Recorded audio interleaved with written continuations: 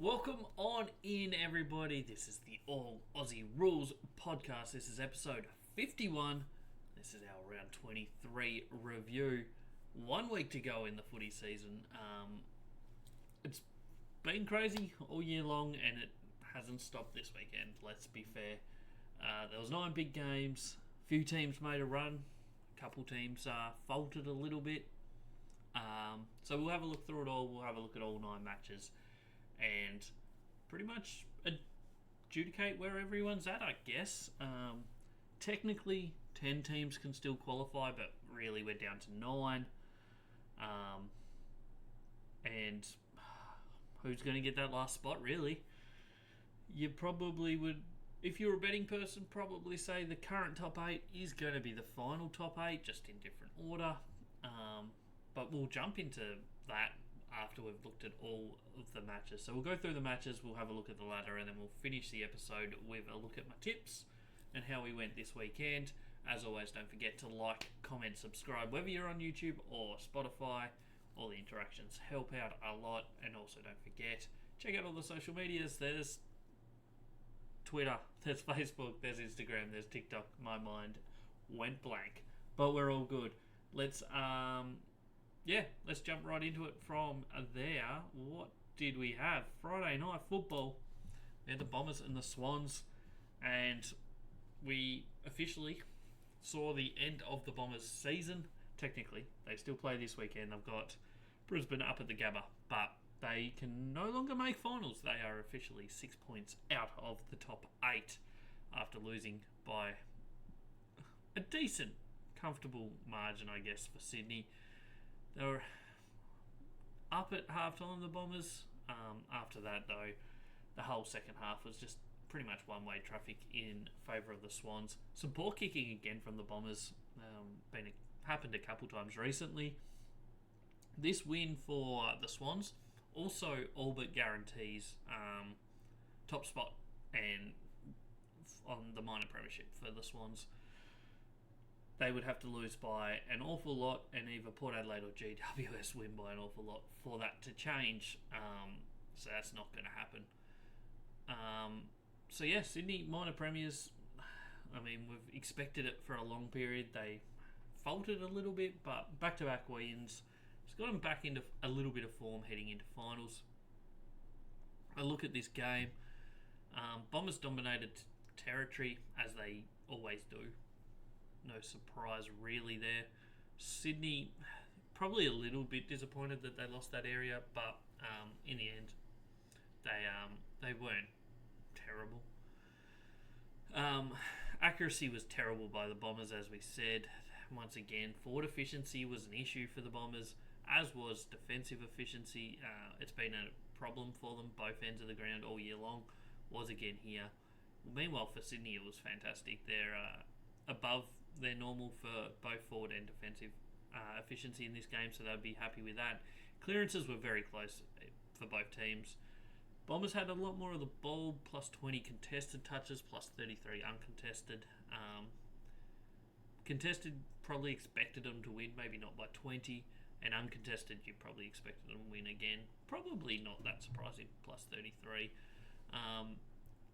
Tackles, the way the Bombers, the intercept game, the way the Bombers, but they just didn't really make use of what they were doing right, I guess. It's been their issue. They get plenty of it. They get the ball forward plenty, but they just don't create the opportunities, whether that's poor design up forward or if it's poor design and poor ball use going in. I don't know. I think they waste their opportunities. They bang away into the 50 a lot when maybe that's not the best option, but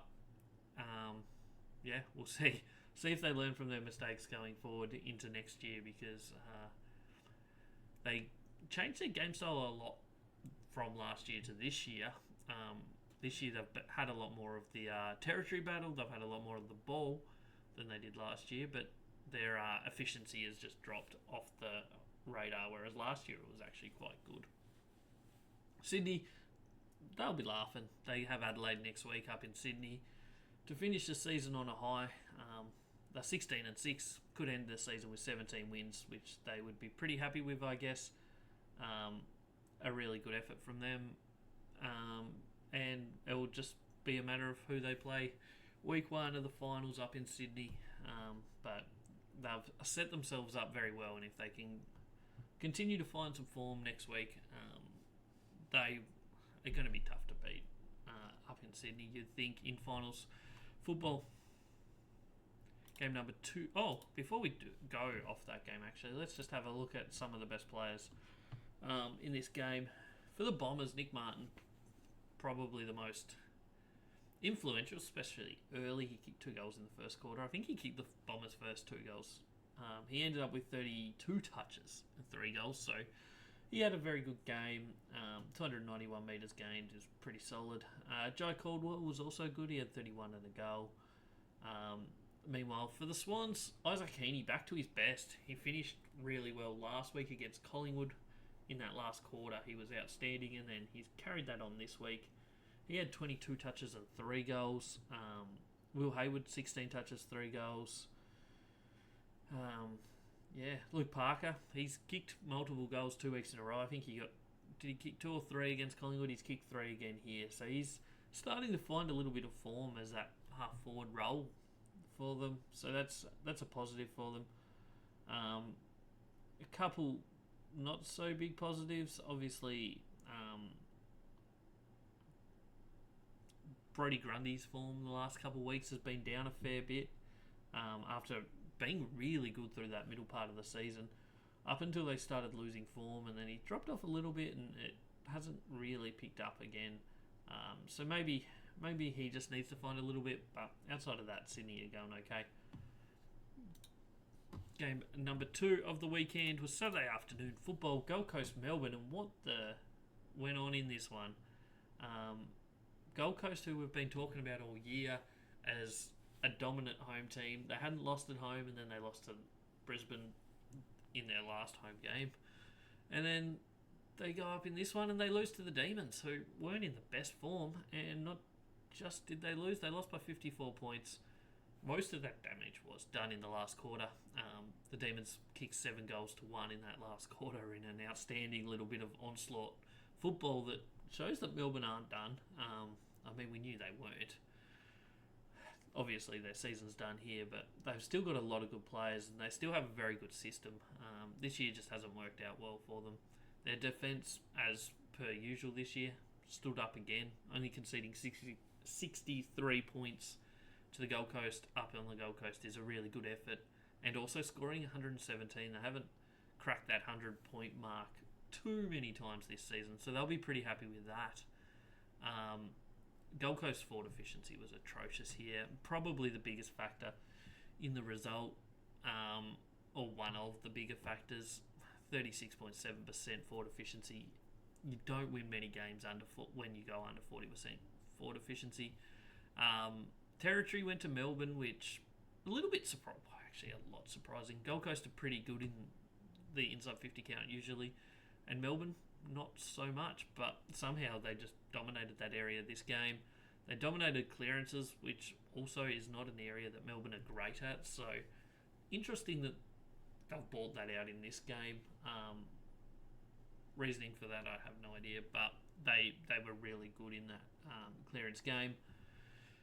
Contested footy, they won that, which, isn't that surprising, but uncontested footy to go plus 48 is a really good effort for Melbourne. They also won the tackle differential, even though they had more of the ball, which, once again, not something you see too often, but so far 2 games this weekend, and both of them have been the same in that regard. And Melbourne won the turnover game, which both teams are pretty similar going into this game in that area, so nothing too surprising. Obviously, it was a bit of a dead rubber between the 2 teams. Both of them had already been knocked out for the season.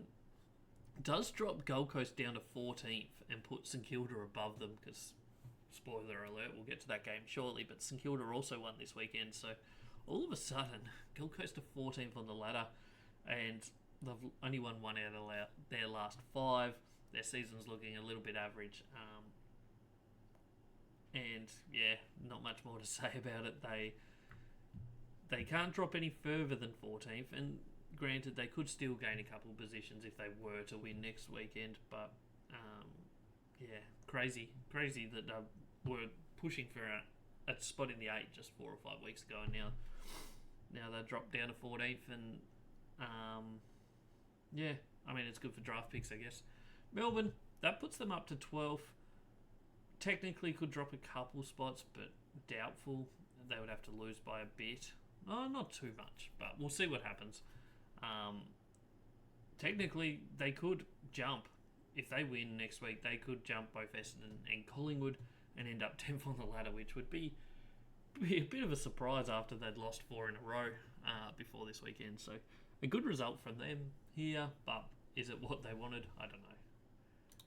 Best players in this one, probably Jack Viney for Melbourne. He had 30 touches, 2 goals, was outstanding. Ed Langdon was really good as well, actually. He had 37 touches and a goal.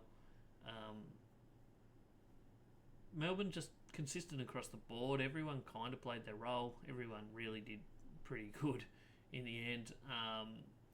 4 goals for Turner, 3 for Van Rooyen, and 3 for Harrison Petty. So a few of their tools did really well up forward. Meanwhile, for the Suns, Anderson had a lot of it. Flanders, again, 28 touches, 2 goals was good. Miller was solid. But in the end, they looked a completely different team than what we've really seen from them of late, up at home especially. But like last week, they were good right to the end against the Bombers, obviously winning that one after the siren. And I don't know what to make of this game really. But that's that game. Wasn't much on the line for either team, but one team looked really good and the other did not.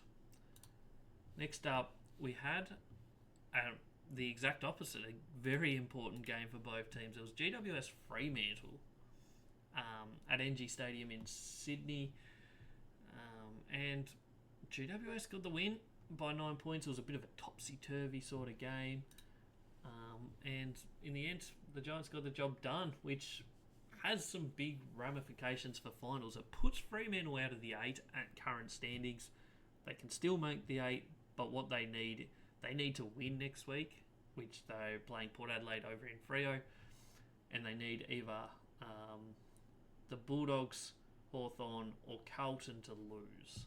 So they need one of those 3 to lose and themselves to win. Otherwise, they can't make finals. So a bit on the line for them next week, and all of a sudden, just a few weeks ago, they were looking like top 4 was well and truly on the cards, and now they've lost 3 in a row, dropped out of the 8, and might not get back in there. It's a crazy finish to their year, and it's been a crazy season all around. You don't know what's going to happen next. Meanwhile, for GWS, it puts them 3rd on the ladder, and seals a top 4 spot. They can't drop lower than 4th. Even if they were to lose to the Bulldogs this week, they would drop just to 4th, provided Geelong beat West Coast, which you'd expect Geelong would win quite comfortably in that one. Potentially, they win and Port Adelaide lose, which, as we mentioned, Port Adelaide are going over to Freo. Could be a home final for GWS, and also could be both qualifying finals hosted up in Sydney, which would be an absolutely crazy result. And at the moment, you'd say it's I wouldn't say more than likely to happen than not, but it's certainly a strong possibility that we're going to have Sydney and GWS both hosting the 2 qualifying finals up against Port Adelaide and Geelong, maybe, is potentially what we're looking at, which would be an insane story for the New South Wales teams. I was saying, it's a long time ago now, but if you go back to like my early episodes of the podcast this season, we were saying the battle for Sydney this year was going to be tight. It was going to be huge. Which one was going to be the better one? Well, maybe they're both the best 2 teams. It's a crazy result, but maybe not that crazy. Both teams looking very good. So looking at this match, it was topsy-turvy. Both teams had their opportunities. Both teams led at different stages. Freo were leading at halftime. GWS controlled the scoreboard, I guess, for most of the second half. And just kept them at that 2 to 3 goal lead most of the way through the quarter. Fremantle had their opportunities, but just didn't quite take them late. They had more of the ball up forward, but what has been the case for Freo the last 4, 5, maybe even 6 or 7 weeks has been their clearance game has kind of dropped off quite a bit. They were by far the best clearance team in the game, and the last few weeks they've only just been getting over the line in terms of clearances, and even lost it a couple times. So I think, is it all just an illusion? I don't know, but their numbers certainly seem to have dropped a long way in the clearance game. Have other teams worked out what they're doing? Have the players in the middle just dropped off in form a little bit? I'm not sure, but it's certainly been a factor over recent times. We mentioned on the preview episode on Thursday or Friday, whichever day it came out, Friday, the uncontested football in this game was going to be very interesting because they are 1 and 3, I think, in uncontested football going into this game. GWS were ranked 1. Freo were up there as well. And GWS just controlled it. We said who controls the uncontested footy in this game probably wins the game, and that's what's turned out to be the case. They were plus 38 in this one, GWS Giants, so they controlled the ball, they controlled the game, they won the game. They also are currently the best tackling team. They were second up until last week. They overtook Collingwood, and once again, massive performance in that area, plus 21 tackles in this game, plus 8 also in intercepts, so won the intercept turnover game quite considerably, which Freo have never been really great at that area of the game, so it's not that surprising. But when Freo weren't winning clearances and then also don't win turnovers, they're going to struggle big time. A look at some of the best players in this one. Brent Daniels, where has he come from? He's turned into a bit of a weapon for GWS in the second half of the year. He had 29 touches, 3 goals, 7 clearances. He was really good. Tom Green was massive as well. He had 40 touches, 13 clearances. Andrew Brayshaw was good. He had 41 touches, 9 clearances. But maybe the story of the day, I don't know. Was Brent Daniels the best? Maybe, yeah, I'll probably give Brent Daniels best on ground. Jesse Hogan's probably second best on ground. He had 6 goals, 4. And at one stage he was 2 goals, 3. Maybe 2 goals, 4. Anyway, so he finished the game really well, but 6 goals, 1 hand on that Coleman medal. It's going to take an extraordinary effort from somebody to knock him off for the Coleman now. So congrats to him, probably in a week's time, to get his first Coleman medal, which will be huge performance from him. That's a look at that game. I guess we'll move on to the next one. It was a big game, Collingwood Brisbane at the MCG. Collingwood won it, which kept their finals hopes alive. Those hopes are pretty much dashed now due to the Sunday results. They're too far back on percentage. They would need to win by 100 and Carlton to lose by 100, which is very, very unlikely. They play Melbourne on this weekend, so I don't think we'll see them as any chance of playing finals football this year anymore, but yeah, that's the end of them. Brisbane, they'll be disappointed because this loss has put them into a spot where maybe they're not going to be top 4 anymore. Best they can get is they can pass Geelong technically, but Geelong have not got the toughest match this weekend.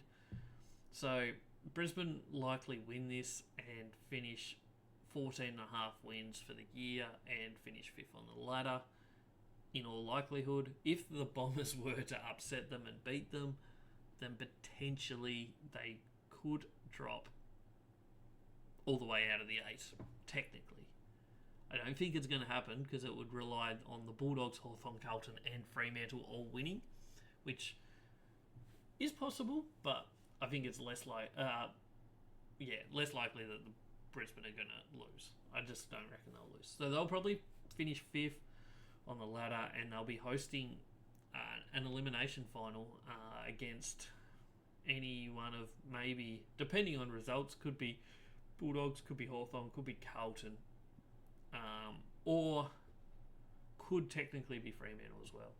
So potentially we're looking at 3 of the 4 games at the moment in week 1 of the finals being interstate games. Quite possibly 2 of them in Sydney, 1 in Brisbane maybe.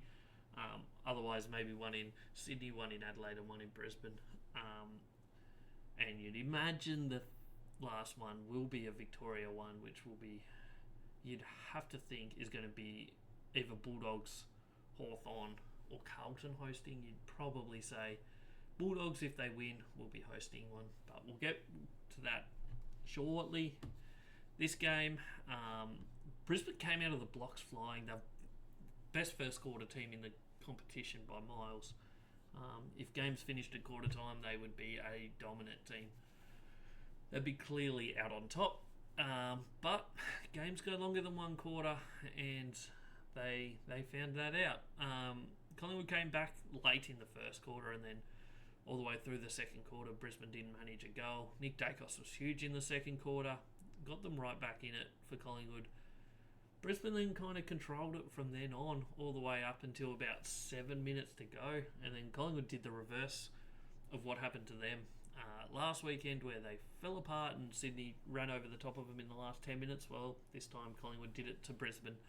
They kicked the last 3 goals in the last 7 minutes, 2 to Lockie Schultz and 1 to Bo McQuarrie, to get the 1 point lead, and then neither team scored in the last 2.5 minutes.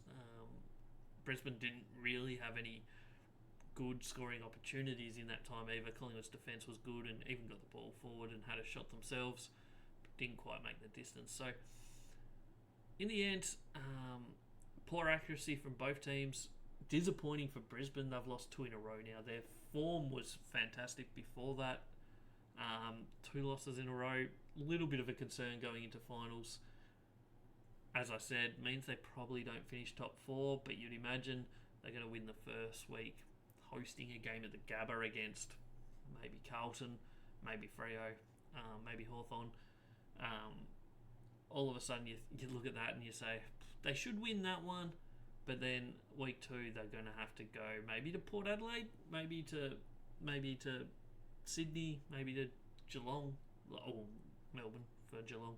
So we'll see, but the 2 losses in a row certainly made it hard.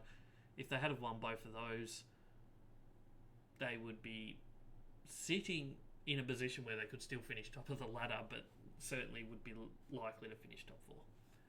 So they'll be a bit disappointed with themselves over the last 2 weeks. Certainly letting this one slip and letting last week slip as well would have hurt, because they played a game that created enough opportunities for them to win it, but they just did not convert at all. Forward and defensive efficiency for both teams. Well, forward efficiency was really high for both teams, which means defensive efficiency was very low for both teams. Collingwood actually won the inside 50 count for the first time in about 8 weeks. It was a weird game stat-wise for Collingwood based on what they've done over the last 8 weeks. They dominated tackles, which they always do, but they finally won the turnover game again. They finally won the inside 50 differential. They were pretty solid in clearances, which is all areas that they've kind of struggled in over the last 6 weeks. But they were pretty good at it through the middle part of the season, so maybe they found a bit of what they've been missing.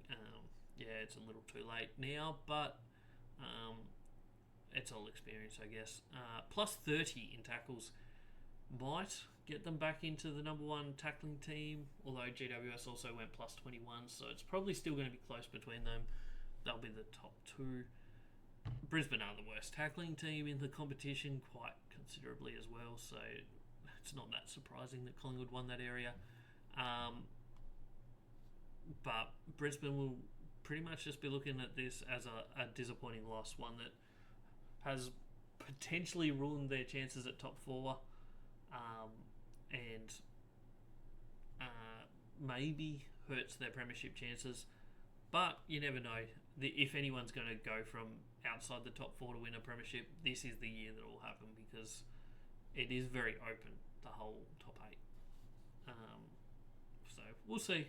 But that's a look at that one. Best players, as we said, Nick Dacos was very huge in that second quarter. He ended the game with 25 touches, 2 goals. I think he had, from memory, 12 touches and 2 goals in the second quarter, so pretty much half his touches and stuff were in that second quarter.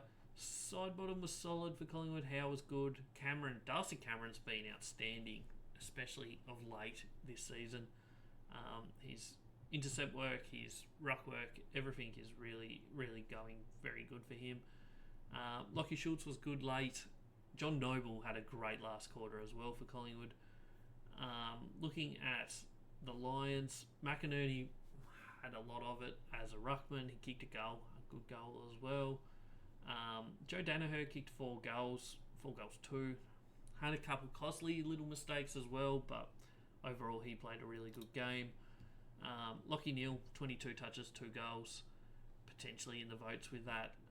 You'd imagine, certainly last year that would have got him votes because the umpires loved him last year. So he had 8 clearances as well, so probably sneaks in the votes, but potentially Nick Dacos does as well. So it'll be interesting to see how that plays out on Brownlow night. Next up, we go to Saturday night football. The first one of them was the showdown. Port Adelaide. One team fighting for the top 4, one team fighting for, I guess, a little bit of pride. And in the end, it went the way of the Port Adelaide Power. Not confidently, not by much. They were only 2 points up at three-quarter time. But they did control the last quarter quite considerably and ended up walking away 22-point winners, which in the end was enough. So that put Port into second on the ladder. They do have to travel to Freo next week. So will they hold on to second spot? Maybe not. They probably don't fall any further than third, though. Even if they lose, they've got a bit of a percentage boost on Geelong, although Geelong could have a percentage booster this weekend. So we'll see how that plays out. But I would imagine they're probably going to finish third, which would have them maybe GWS in Sydney. That's if they lose. But if they win, they will seal second spot, which would give them a home qualifying final, against either GWS or Geelong. So really good opportunity, I guess, for Port Adelaide. Fate's in their hands. Go to Freo and win, and you guarantee 2 home finals for yourselves. So that's what they'll be out there to do this week. And meanwhile, Adelaide, this seals 15th spot for them. This weekend now is a nothing game. They go to Sydney to play Sydney. They can't go lower than 15th and they can't go higher than 15th. They're just sitting there. They're going to be one of the few teams that have absolutely zero to play for in terms of ladder position going into this last round. Sydney's another one. Other than that, I don't know if there is any other team that... Oh no, West Coast certainly can't change. Technically, North Melbourne and Richmond could swap if Richmond were to win and North Melbourne lose. But who knows if that's going to happen. So not many teams are locked in position, but Adelaide is one. Crazy that their percentage, they're sitting 15th on the ladder, and their percentage is over 100. Absolutely incredible that is. Their percentage is in fact better than 4 teams that are above them. So it's a season of what could have been for them, I guess. But in the end, they've just let too many games, like this one here, slip. They were in it. Some poor kicking, some poor efficiency, I guess. Let them down like that. Forward efficiency, as we mentioned, below 40%, you're going to struggle to win the game of football, especially when your opposition goes at 61%. They had a lot of shots, Port Adelaide. A lot of shots that didn't score. So it could have been a lot worse for Adelaide here, but in the end, they hung around. Port Adelaide dominated clearance game plus 14. Most of that, or all of that, was done in stoppage clearances. Contested footy and uncontested footy went the way of Adelaide, which is slightly disappointing for Port Adelaide's perspective, but at the end of the day, not too bad. They did dominate the tackles, but surprisingly lost the turnover game, which is an area that Adelaide kind of struggle at. So Some positive signs in there for Adelaide. Kind of annoys me because I thought that they were going to be the team to push into the 8 that wasn't in the 8 last year. And as it turned out, they just let me down, really. They've shown signs this year, just like they did last year, but just not good enough in the end. Yeah, that's pretty much how it is. So we're looking at, in all likelihood, pretty much certainly that 3 teams have dropped out of the 8 from last year, which is probably one more than usual. I think the average is about 2.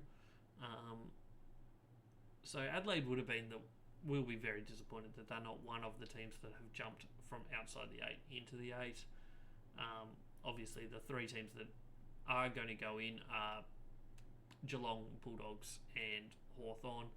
Geelong and Bulldogs, not really surprising, but Hawthorn's probably the big surprise one there. Looking at this game, who was the best players? Zach Butters got the medal for best on ground. He was outstanding. 42 touches a goal, 10 clearances, 748 metres gained. He was outstanding. Ollie Wines was good. Rose was good. Horn Francis, he's playing a very good role for Port Adelaide, certainly all year, really. He had 23 touches, 2 goals.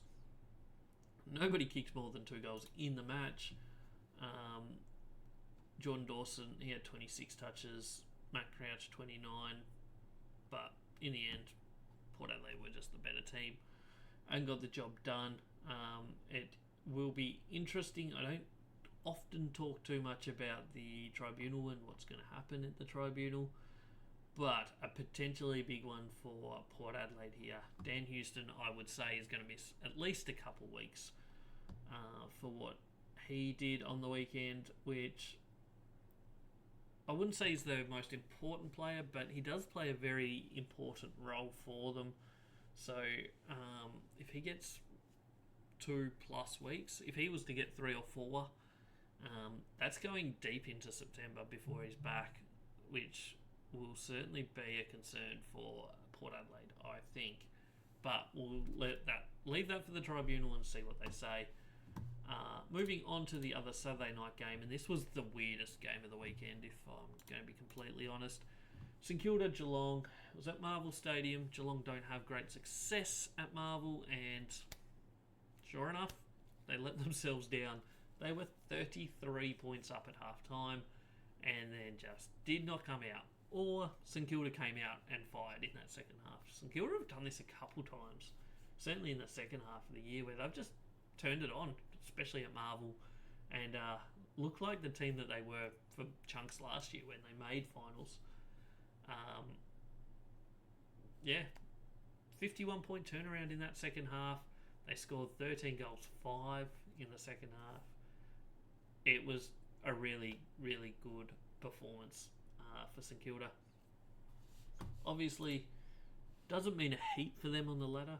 Did move them above Gold Coast. Means now the lowest they can finish is 14th. Also means that they could finish surprisingly as high as 10. They would need some wacky results in order for that to happen. No, they couldn't finish that high. Sorry, that's a lie. They can't finish 10th. The best they can finish is actually 12th. They can't get above Essendon. I was reading the wrong line. So yeah, the best they can finish is 12th. Worst they can finish is 14th. So a little bit on the line. They play Carlton. Maybe if they beat Carlton, they could knock Carlton out of the finals. So a little bit on the line for the Saints. I'm sure they would probably take a little bit of enjoyment out of ruining Carlton's season. We'll see what happens there. But a look at this match. Accuracy high for both teams. Forward efficiency for St Kilda was outstanding. Geelong's wasn't bad, but St Kilda's was really good. They dominated the territory battle, +6 inside 50s. Clearances went the way of the Cats, which they don't do that all that often. Not these teams are the best clearance teams, but still. Contested footy, huge for St Kilda, and uncontested footy as well. Plus tackling domination and turnover game domination, which that's probably the biggest stat towards this win, I think, is that turnover game. Geelong are the number one turnover team in the competition, and St Kilda just tore them apart in that area of the game from start to finish, but especially in that second half. So a little bit of a concern for Geelong, who sit fourth on the ladder, should still be in the box seat to finish in the top four, but they're going to have to travel to either Sydney or Adelaide for week one of the finals. Does mean that they will have a home final either week 2 or week 3, so they're still in a good spot, but it certainly makes it a little bit more difficult. If they had have won this one, they would be still potentially fourth on the ladder at the moment, depending on how much they won by, but they would be in a position where they could jump up to second next week, whereas now the best they can probably do is third, but likely fourth. Depends how much they win by, of course.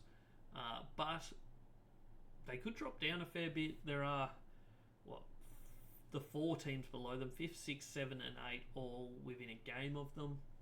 So if they were to unthinkably lose to West Coast this weekend, they could drop as far back as 8th, which would be incredible, but it's not going to happen.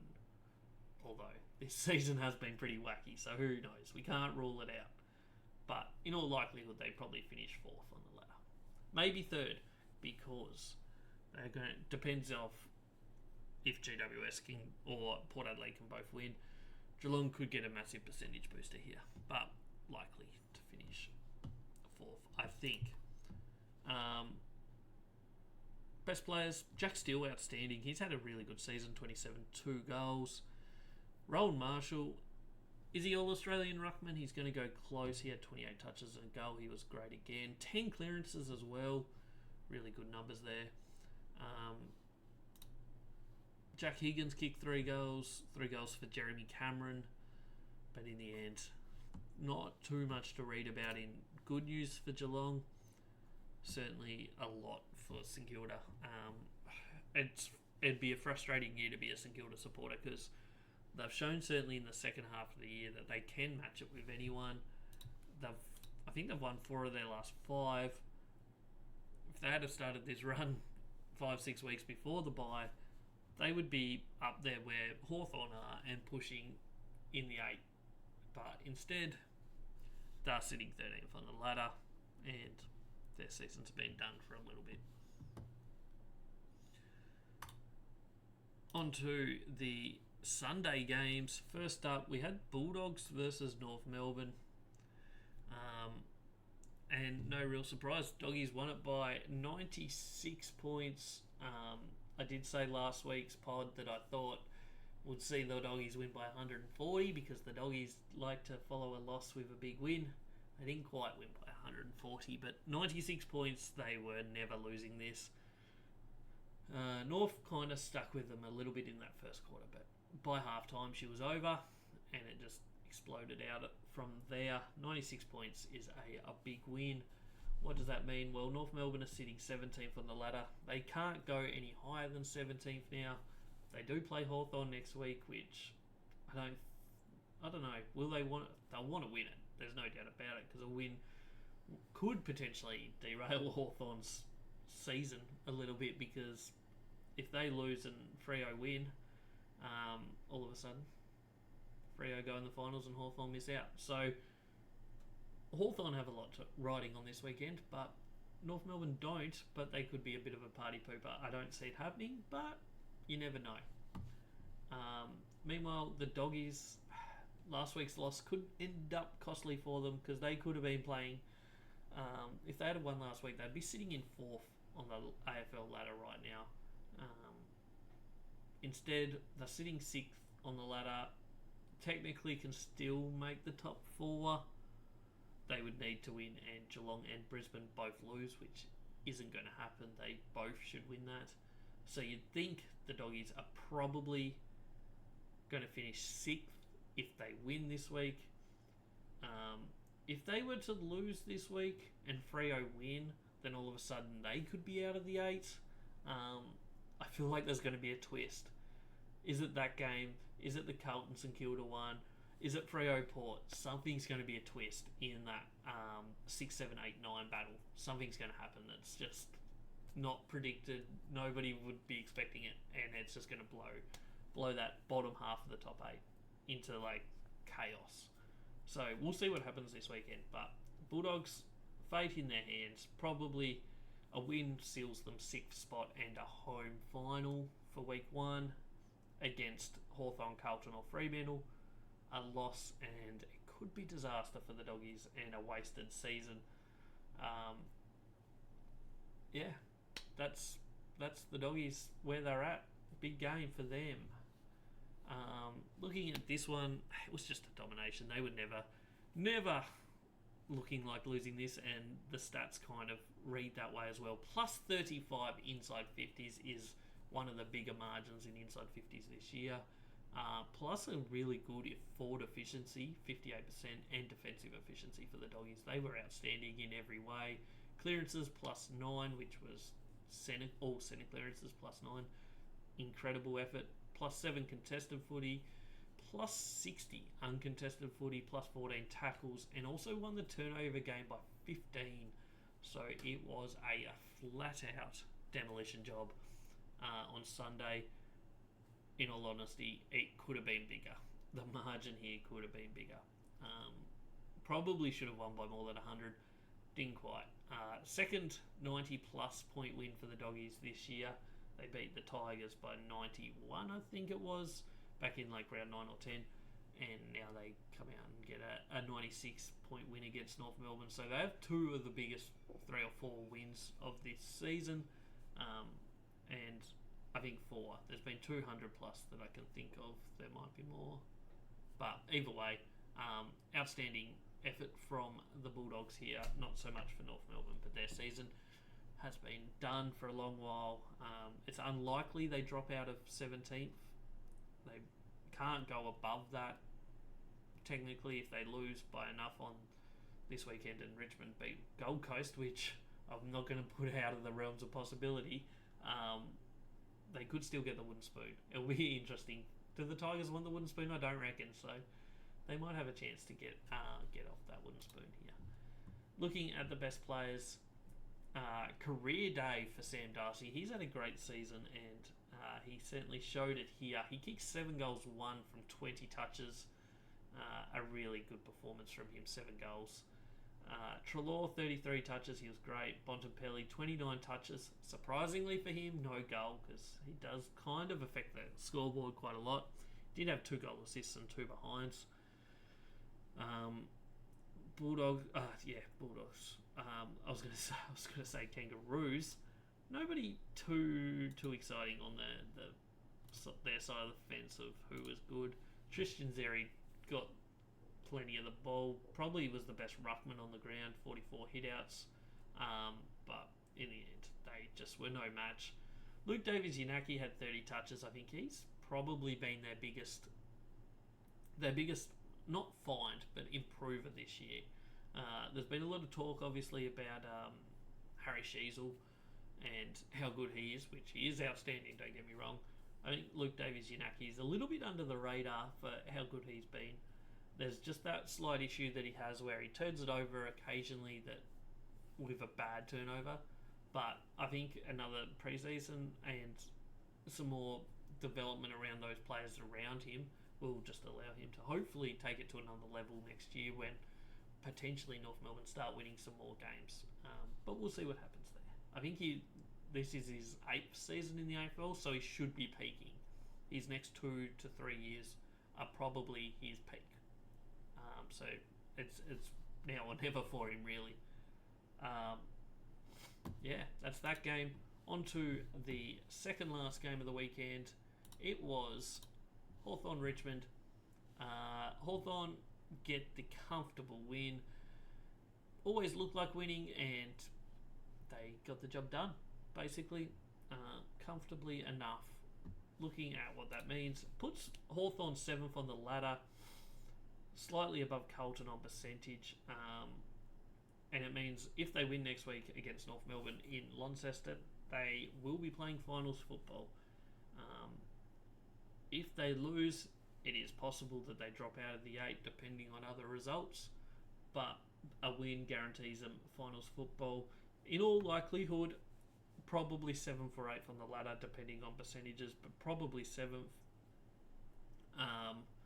Outside chance of gaining a couple spots, but likely 7th, which would be a potential MCG elimination final against the Bulldogs, which I don't think the Hawks would be too disappointed with. It will be a cracking game either way, but I reckon that would be an absolute cracker. And I don't know if either team would hate it, but Hawthorn certainly would not be too disappointed if they drew the Bulldogs at the MCG week 1 of the finals. Meanwhile, Richmond, they're sitting last on the ladder. We did just mention them before. Technically can get up to 17th if they beat Gold Coast this week. So a little bit on the line for them for the final game. This game was never in doubt, really. 19 goals, 17, 131. Hawthorn kick another big score, like they have for many times in the last probably 12 to 15 weeks. And Richmond, a low score, 68, which is not all that surprising for them. Their average score is 65, so they slightly went above that. Forward efficiency grade again from Hawthorn, plus 24 in inside 50s, plus 65 uncontested football. They are just a great football team out of nowhere. 16 turnover game they won by, plus 9 tackles. You can not underestimate them now. Anybody that does underestimate them in finals will pay the price severely. They may have come from nowhere. Their first 5 weeks were absolutely atrocious. Like, don't get me wrong, but it's amazing what confidence and a few wins can do for a football club. You start to get that confidence and you can just run away with games, and they've absolutely dismantled Richmond here. And I mean, they did it to a couple good teams. Like Carlton obviously had some injuries last week, but they still did it to them last week. They did it to Collingwood only 4 or 5 weeks ago. They just are dismantling teams. They have been caught out a couple times in the last little bit, like the game against Geelong. I don't think that's the norm for them anymore. They've got to go into these expecting that this is what they will do to teams. Looking at this one, best players, Newcomb, 33 touches, got 1 goal. He's had a great second half of the year. Dylan Moore, he's been outstanding all year, 20 touches, 2 goals. Jack Gunston kicked 5 goals, great effort from him. Warple was great, 29 touches, 2 goals. Anyone else worth mentioning? Nick Watson kicked 3 goals, 12 touches. Deer kicked 3 goals. For Richmond, Sho Bolton, 12 touches and 3 goals. But not too many other people to talk about really on Richmond's side of the fence. They kind of were smashed in most facets of this game. Taranto did okay in the set, like in the clearance work, but outside of that wasn't very effective in the game. So Richmond just weren't in this match at all. We move on to the final game of the round, which did only just finish an hour or so ago. West Coast Carlton. It was over in the West. Carlton were obviously a depleted team. There was some concerns about what they were going to dish up, I guess, in this one. And they came out. First quarter was close, but second quarter they kicked away 4 goals to 0. And then in the third quarter they went bang, kicked 5 goals to 1. And then they did it again in the last quarter, 3 goals to 1. They end up winning comfortably 99 to 34. Exactly what the doctor ordered for Carlton. They've rescued their season. They should, asterisks, play finals. West Coast, their season, they finished 16th. They can't go down, they can't go up. They play Geelong next week. It's going to be a rough game for them because there's nothing on the line. They, in my opinion, will probably lose by 100 plus. But we'll see. Carlton puts them 8th on the ladder above Fremantle. Basically, just like the couple teams above them, they win, they play finals. They've got St Kilda at Marvel. It's not going to be an easy game for them. St Kilda have shown that they can beat anybody. But Carlton win that, they play finals. If they lose that and Fremantle win, they don't play finals. So a lot on the line for the Blue Baggers. What we'll see from that, who knows? But fate's in their hands is pretty simply how it is. It's going to be an interesting week next week. They don't play until Sunday afternoon, and Fremantle haven't played at that time. So when Carlton play, if they lose, Fremantle will know before they start what their chances of playing finals are. So it's going to be a very interesting Sunday afternoon of football. Potentially will peter out into not much excitement, but the way this season's gone, I'm fully expecting it to be bonkers as the rest of the season has been. This game, Carlton returned form. Defensively, were really good. Controlled inside 50s, which they have struggled in lately. They got back up on contested football, which they dominated this year, but their last 6 weeks has not been great. Uncontested football, they dominated that, which isn't surprising against West Coast. They dominated the clearances, which against West Coast isn't all that surprising. Tackles, they just won.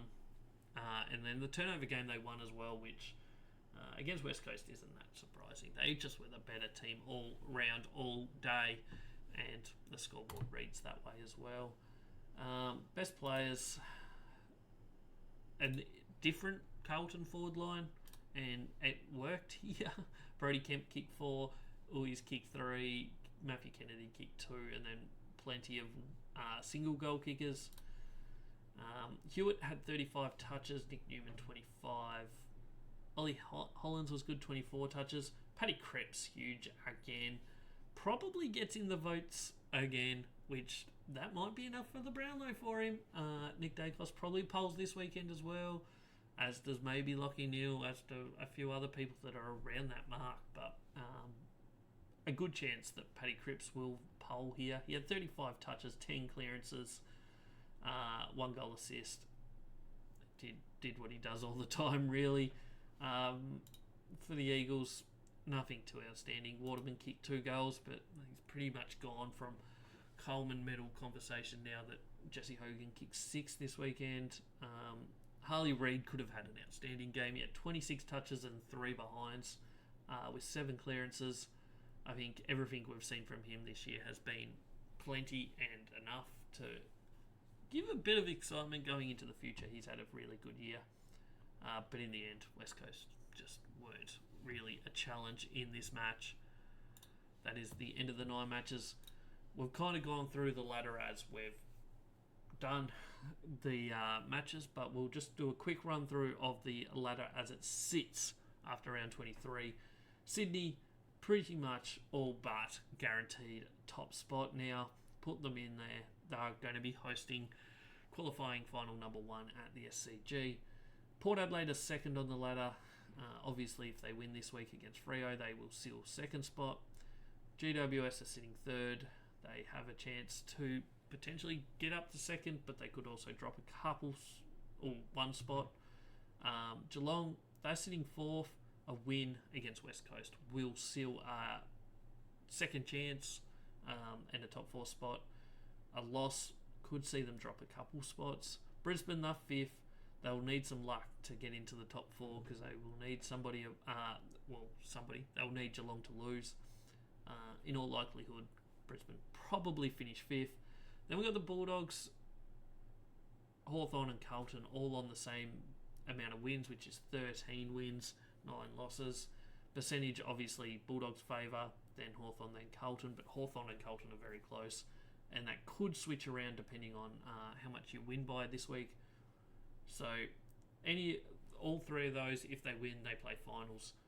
If they lose, it could drop down to 9th, depending on whether Fremantle win and what the other 2 do.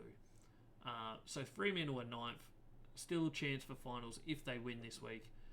They are the last game of the round, so they will know before they go out to play whether they have a chance on finals or not, depending on whether the Bulldogs, Hawthorn or Carlton lost already on the weekend. Collingwood at 10th technically could play finals if they won by about 150 points, and Hawthorn or Carlton lost by 150, but that's probably not going to happen, so you can say that they're not going to. They could drop down a couple spots as far as 12th with a loss, but, well, in all fact, they will drop a spot if they lose, because Melbourne will jump above them, and Bombers probably won't win. They're sitting 11th. So, as we said, Melbourne could go up to 10th, could also drop another spot to St Kilda or Gold Coast, but in all likelihood probably finish 12th. St Kilda 13th, potentially go up a spot, but probably not. Gold Coast, they've dropped down to 14th. Their back half of this season has been very disappointing. Not the first time they've done that, where they've shown promise throughout the year and then fallen away. Adelaide locked in for 15th. West Coast locked in for 16th. And as we've mentioned, North 17th, Richmond 18th. Could swap around, but probably unlikely. We will now quickly run through how my tipping went this weekend, and it's some weird reading, let me tell you. She started a bad weekend. The Bombers let us down on Friday night. Should have known better than to tip the Bombers, but I just had this feeling that maybe they'll show something. They did not. They lost. Gold Coast is the surprise one of the weekend. They lost at home by comfortable margin to Melbourne. Fremantle, they fought hard. They nearly got there, but didn't quite. Brisbane as well. So I'd got the first 4 wrong. I was like, oh dear, this is a bad week. And then we turned it on. We got Port Adelaide right. We got St Kilda right after being down by 50, or not 50, by 30 points at halftime. We got the Bulldogs right, which no big surprise there. Hawthorn we got right, and then we got Carlton right, which you'd expect is what most people would have got right, but a lot of people were tipping West Coast due to the Carlton injuries. So we ended up with 5 out of 9, which isn't too bad after the start of the week. We're 125 out of 198, 63%. So not too bad. And 1 week to go. We'll see how we go. Hopefully finish on a high with a 9 out of 9 this week. Hopefully. As always, thanks for tuning in. Don't forget to like, comment, subscribe. Let me know who you think is going to finish 9th on the ladder. Is it going to be Freo? Is it going to be Bulldogs, Hawthorn, Carlton? Could be Collingwood. Could be any one of those teams, pretty much. Those 5 teams could finish 9th. Let me know who's going to finish 9th. We've got 1 week left. Thanks for tuning in. I don't think I've got anything else to say other than don't forget to come back on Friday for the round 24 preview episode. This has been the All Aussie Rules podcast. Thanks again. I'll catch you on the next one.